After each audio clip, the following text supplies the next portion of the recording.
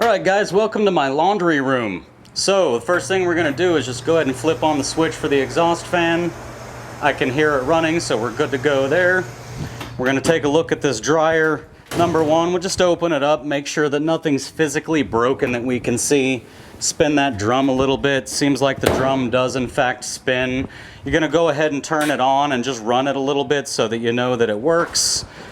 While you're here, you can clean out the lint filter. They'll appreciate that. But you want to go around to the back, and I'm not going to do this on this video, but you do want to go around to the back and you want to disconnect the hose here and check to see if all of this needs to get cleaned out or not. Most move outs that we do, we're pretty much always going to be cleaning out the laundry duct.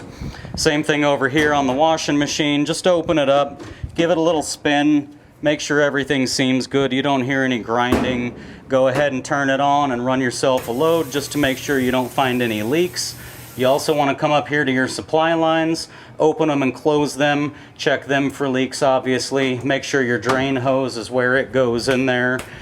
And that's about it for the laundry rooms. Really the only thing specific to these laundry rooms is the washer and dryer and the plumbing and electrical that go along with it. So as long as these are good, your laundry room specific list is also good. Now obviously the first thing that's unique to the garage is the garage door, so you want to test the door out. I'm pushing the button here and nothing is happening. This garage door is not working, and I've already been in here today, so what you're going to see is this is quite obviously the issue here, so we're easily going to write this up. Hopefully that doesn't take too much to fix. And then inside the garage is usually where you're going to find your HVAC system and your water heater. Now these are all going to be different, so I'm not going to give you a whole lot of specifics to look for, but a few pointers are: number one, your hot water heater should be sitting in some sort of drain pan.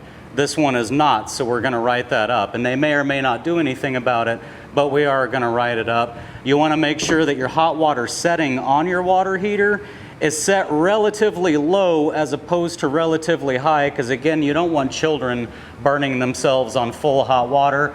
Go ahead and look up top. This one is a gas water heater, so you're going to have this exhaust duct going through. Honestly, this one does not look quite right to me. I can tell just by looking at this tape before I even touched it that this is not the high temperature tape that belongs on here, and because of that, all of the adhesive is gone and the tape's just fallen off. So we're going to write that up, and we're going to have somebody certified come out to look at that. The other thing you want to look at is this line right here. This is for when it blows out from overpressure. Now oftentimes what you'll find is that these copper joints here are actually not soldered, and that's not allowed. They do have to be soldered joints. We're not just moving regular temperature air out of the house. We're trying to take superheated air, perhaps with superheated water, and blow it away from the house rather than into the house. And if this is not a soldered joint, it's going to blow into the house. So the next thing you're going to look at is the HVAC system. These are always going to be different, so there's really nothing in particular that I can tell you that you absolutely are going to be looking for on every single one. But this one I can tell is obviously a gas, because we have again the same tape and the same ducting. None of this looks good to me, so I'm going to go ahead and write it up to have it inspected as well.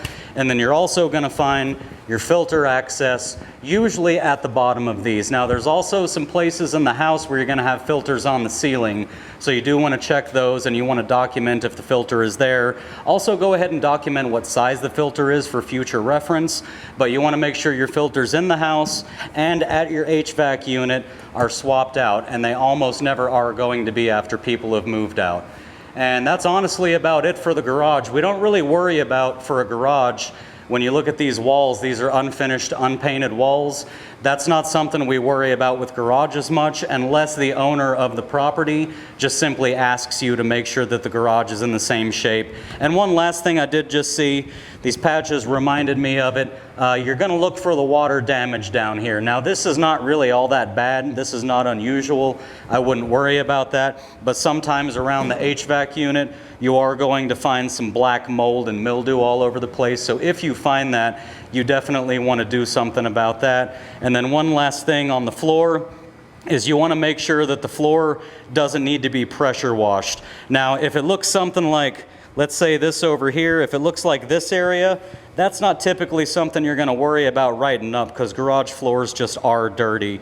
But stuff like this, you're going to want to go ahead and write up because this needs to be pressure washed off of the floor. And by the way, you're also going to be checking the driveway when you do the exterior. If the garage door opens, typically when you arrive, you're going to just open up that door and look at them both at the same time. But this garage floor definitely does need to be written up as well.